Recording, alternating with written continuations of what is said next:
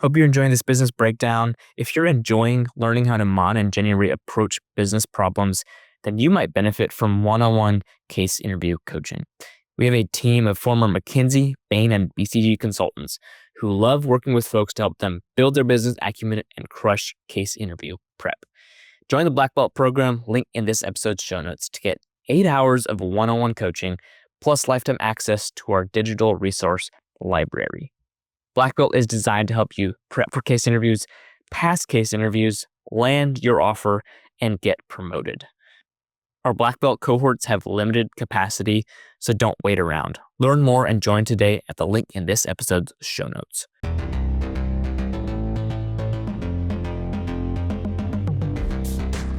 Hey y'all, I'm Jenny Ray LaRue. I'm here with my colleague Namaan, and we are pretty stoked to bring you a business breakdown today on Buc-ee's.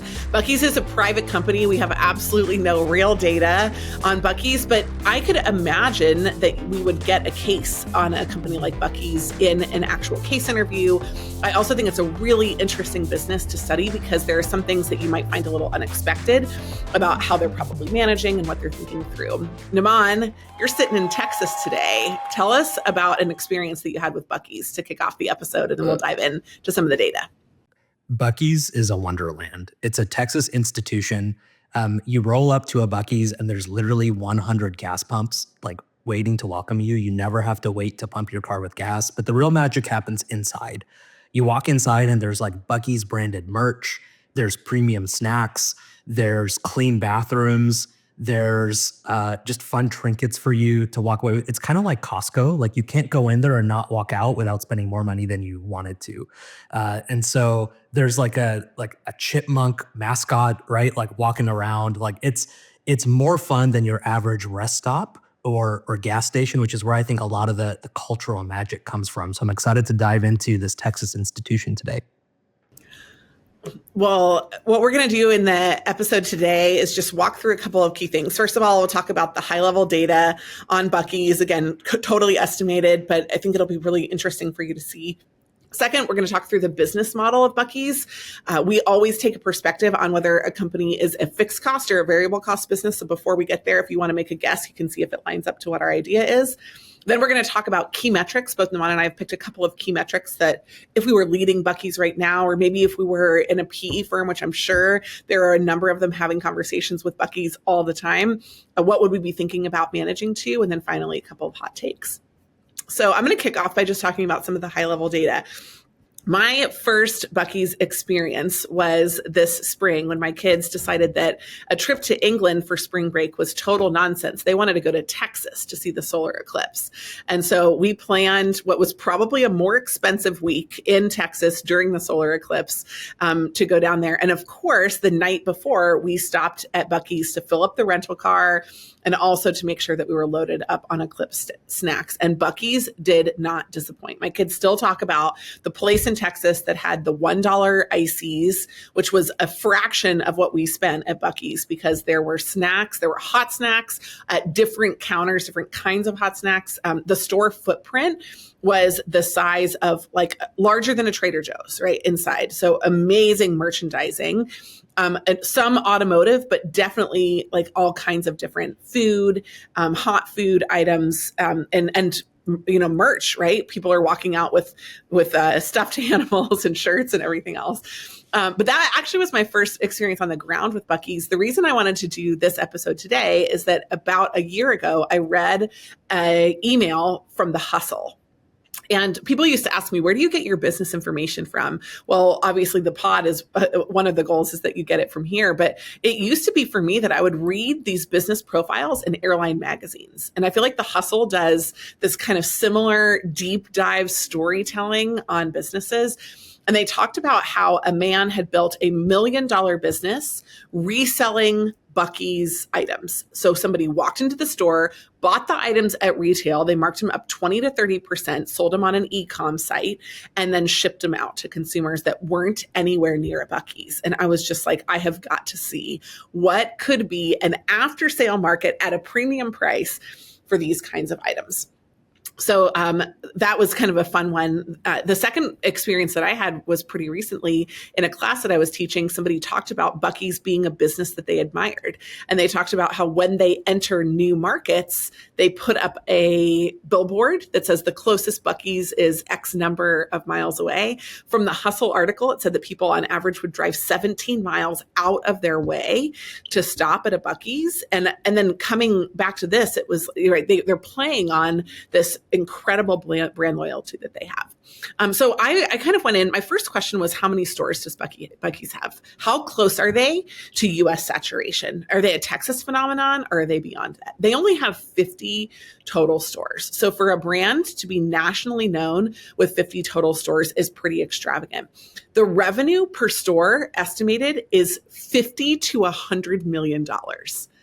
That is mind-blowing and extraordinary.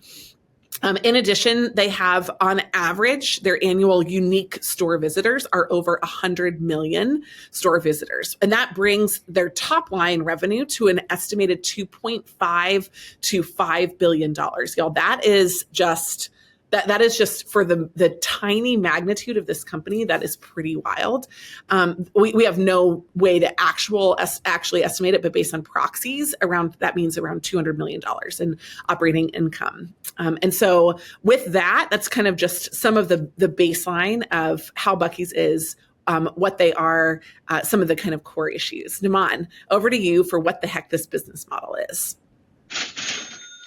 Jenny Ray, when people think of truck stops, rest stops, gas stations, convenience stores, Buc-ee's is kind of a mix of all of those things and more.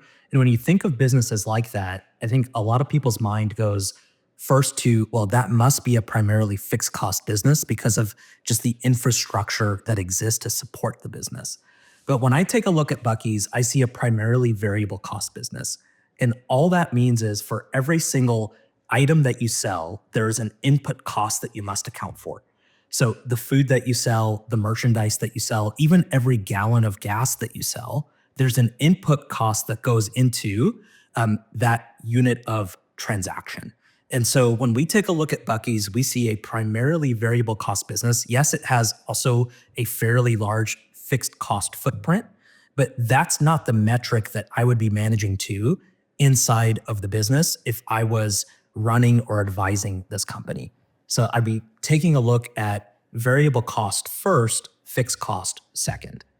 With that being said, let me talk through 3 of the metrics I'd be paying attention to specifically if I was on the board of Buc-ee's. Metric number 1, I'd be taking a look at revenue per visit and how that ties into revenue per square foot. So revenue per square foot is a primary metric of success inside of the retail business. And when you look at Buc-ee's, it really is a retail business. 2/3 of Buc-ee's revenue comes from what they call inside sales. That means money that's spent in the store, not money that's spent at the gas pump.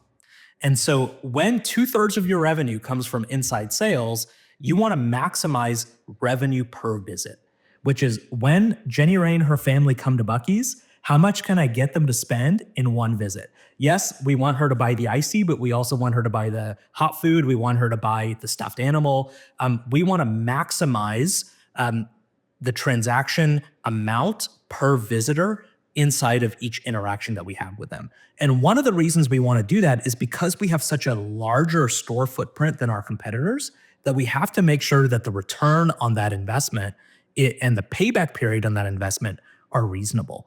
And so the more that I can get Jenny Ray to spend in one visit, not only does that make that transaction more valuable to me, but it also increases my revenue per square foot, which is justification then for these large build outs that I'm undertaking as a company. Just to give you some context, Jenny Ray, one of the newest Buc-ee stores here in Central Texas is over 60,000 square feet and has 120 gas pumps.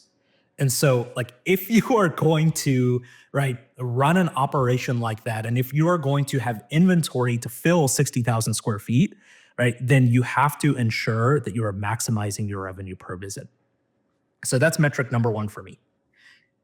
Metric number 2 for me is net promoter score. And that really for me ties into visits per customer per year. When I think of a company like this, right? I think, okay, this is really a company that's selling a commodity, right? When you're selling gas or petrol, when you are selling convenience store items, these are commodities. Gas is gas, whether you go to Buc-ee's or Chevron, right? You can find a Kit Kat in a million different places. But what separates Buc-ee's is its insane customer loyalty due to the experience that they provide, right? I've already mentioned the bathrooms are clean. The ice is cheap, right? The staff is nice, right? Like there's an aura to being, to use a Gen Z term, there's an aura to being in a Buc-ee's that you don't get from a lot of other places. And when you are in the commodity business and you can only lower prices so much, the customer experience is your real only differentiator. And that's the reason that people drive 17 miles out of their way to go to a Buc-ee's as opposed to anywhere else. So I would definitely be paying attention to that Net Promoter Score and how that ties into visits per customer per year. Mon, that's such a consulting nerd metric. That was a Bain thing. Just have to say it. But like, I love it. I think it's a great one. What's your third? My third is road traffic, population density, and the real estate metrics of my most successful locations. So Jenny Ray, you mentioned we only have 50 stores, right? To me, the way to grow this business and to really blow it up is to expand and build new locations. And right now, I'd say about 90% plus of Buc-ee's locations are in Texas. There is a lot of regional and national expansion that is just there and ripe for the taking for this company. And so I'd be taking a look at some of those benchmarks. Okay, what's the road traffic going by my most successful locations? What's the population density in that area? What was the cost of the real estate there? Et cetera, et cetera. And where else in the country can I find those conditions? Right? If I want to continue to grow rapidly, geographical expansion would be the way that I would do it. And I would want to look at some of those metrics as I manage my growth expectations moving forward and as I strategically expand. So those are the three metrics I'd be looking at, Jenny Ray. How about you? Attention aspiring consultants. If you're looking to build great consulting experience for your resume, look no further than the Strategy Sprint 1 week virtual consulting project. Strategy Sprint happens only a couple times a year, and the next project is coming up in February 2025. In fact, you can get an amazing early bird discount if you sign up by January 3rd, 2025 at the link in this episode's show notes. But what exactly is Strategy Sprint? Like I mentioned, it's a 1 week consulting project. You work with a small team, you get mentorship and guidance from a former McKinsey Bain or BCG consultant, and you do the work that a consultant does over the course of a week to provide a recommendation for a real world client that we source for you. But then you'll present your recommendation at the end of the week. So you not only gain skills and experience that looks great on your resume, but you also get great stories for your interviews. Learn more and join at the link in this episode's show notes. I love it. Namaan, I'm going to go for three. Number one is just the contribution margin per customer. You talked about the ticket value per customer, and I really agree with you, right? If somebody was coming in for gas and you can get them to come in for an icy and they walk out with $40 worth of something, then that's great. But I'm also specifically looking at what I want them to walk out of the store with. I want them to walk out of the store with the highest margin items. Buc-ee's is famous for its private label options. I was kind of surprised at how few. There were a higher mix of private label, but I still felt like when I was in store, there could have been more. I felt like it could have been basically an entirely Buc-ee's experience. And you'll see that at places like Trader Joe's that basically have an almost 100% private label experience. So I would really focus on that contribution margin per customer, leveraging some of that specific number. That's a factor of both how much you get them to spend, but also what items they're selecting as well.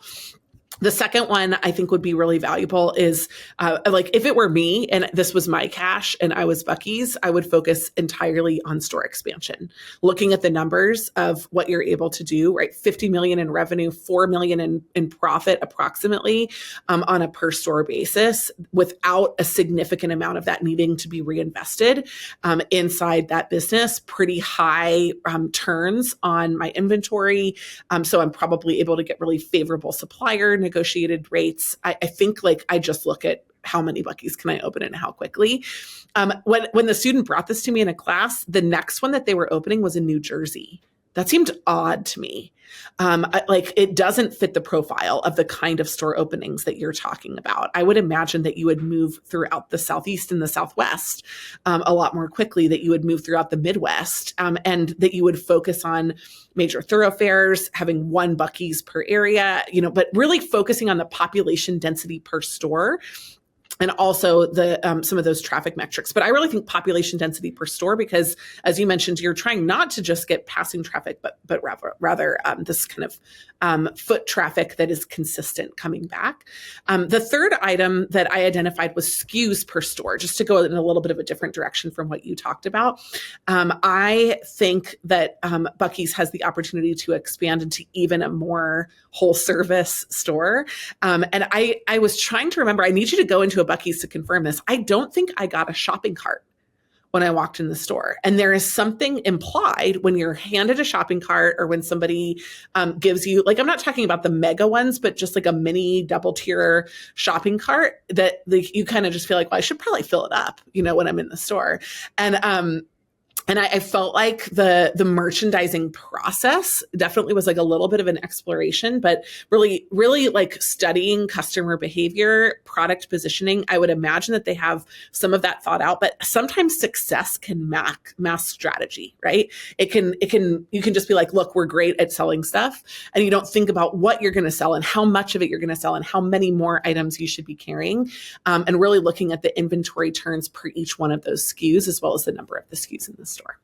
So if you were Buc-ee's, Namaan, let's wrap up with some hot takes. What would you say? I love it. So my hot take, in the next 10 years, Buc-ee's replaces Pilot and Flying J as the preeminent truck stop / convenience store in America. I think they figured something out with the brand. They figured something out with the customer experience, with the culture, that are just really difficult differentiators for the competition to replicate. And so I'm with you. When I saw that Buc-ee's was going next to New Jersey, I was like, whoa, that seems like a cultural mismatch. But I thought back to when I used to live in Philadelphia and drive the New Jersey Turnpike all the time. And I was like, okay, yes, the population density is there, the road traffic is there, and there's nothing like that in the Northeast corridor. And I think they're going to be able to take share really quickly from some of the maybe more mom and pop competitors that are on the Turnpike right now. And so I think in the next 10 years, Buc-ee's becomes a household name across the US. How about you? Namaan, I feel like that's not even a hot take. That's like a warm take. That's a lukewarm take. Because, it only makes sense to go to New Jersey if you want to open 50 stores in the Northeast or 200 stores in the Northeast. My hot take is that Buc-ee's will be one of the number one employers coming out of MBA programs. And right now it's not like it's Amazon and it's Google and it's other places like this, but these private label store opportunities, I heard it said once that Trader Joe's would be one of the hottest IPOs ever to hit the market. And I don't disagree. I think that that Trader Joe's, with the brand labeling, the private labeling, has really figured something out. And you just take a look at the a Buc-ee's general manager makes $150 to $225K a year, and they're running a $50 million business. That's extraordinary opportunity for a student and students in the pipeline. They're going to need really, really impressive talent to manage their organization. And I think that the volume of what they could do based on the way that they're already demonstrating value for those people could become really, really awesome. So right now, I don't think they're hiring at all from schools and MBA programs. I don't think that they have much of a program. Maybe in Texas, they have a little bit of one, but I would imagine you go to NYU or you go to Michigan, and Buc-ee's becomes one of the places that you really want to work. And I'll double down on my hot take here. I bet they do case interviews. Because my first ever practice case interview was on a convenience store. It was from a company that was thinking, it was a legacy gas company. They were thinking about how to improve their convenience store foot traffic. And it was like a dinky. It was a little Chevron that was trying to get you to buy more than a pack of cigarettes when you were in the store. They just were looking for a candy bar. They weren't thinking about a Buc-ee's level type of thing. But case interviews were a part of this ecosystem from the time that I encountered them 20 years ago. I bet Buc-ee's does case interviews, and I bet that they get great talent in the process. I love that, Jenny Ray. You want a spicier take before we wrap up? Yeah, come on, get spicy, Namaan. So I didn't come here for the bland. You're from Texas. Give me some hot sauce. I think this is this is spicy if you like are in the ownership group at Buc-ee's, which is I think that they stay privately held. I think they don't sell out to private equity. Yeah, they don't sell to private I can't equity. imagine that they are not getting a call a day from a major. At least I'd probably say 5 calls a day. But I think they hold out at least for the next decade. So no private equity takeover, no IPO.